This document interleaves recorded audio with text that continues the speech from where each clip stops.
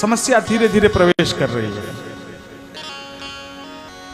पूजन इस प्रकार करवाते हैं कि यजमान प्रसन्न रहे, भगवान प्रसन्न हो या न हो।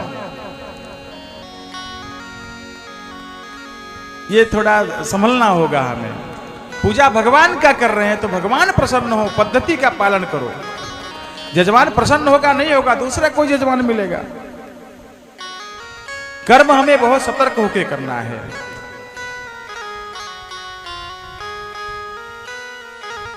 शास्त्रों में बहुत सारी चीजें लिखी गई हैं, मेरे हिसाब से तो सब कुछ लिखा गया है, लेकिन कहीं कहीं लोग बताते नहीं हैं क्योंकि वो कड़वा है।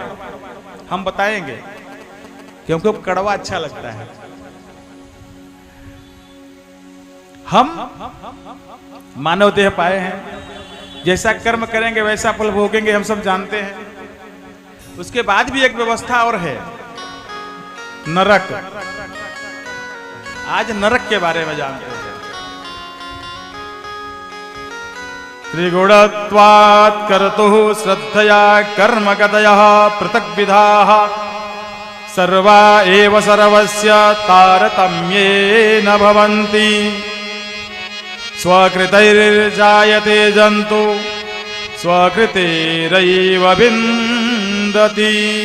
पहले ध्यान से सुनिए, हम लोग अपने जीवन में जो पाते हैं या जो गंवाते हैं उस पे हमारा कर्म ही जिम्मेदार होता है। हाँ, सुखस्य दुःखस्य न कोऽपि दाता परो ददातीति कुबुद्धिरेषा अहं करोमीति वृथाभिमानः स्वकर्मसूत्रो ग्रथितो हि लोके। किसी ने हमें दुख दिया या किसी ने हमें सुख दिया, हम किसी को सुख दे सकते हैं या किसी को दुखी कर सकते हैं, ऐसा सोचना मूर्खता है। कोई नहीं कर सकता। अहम करोमीति, मैंने यह कार्य किया, मैंने फलाने को सुखी किया, यह सोचना मूर्खता है, अभिमान है। स्वकर्म सूत्रो ग्रथितो हि लोके, अपने अपने कर्म के सूत्र से सब बंधे हुए हैं, जैसा बोए हैं वैसा सब काटते हैं।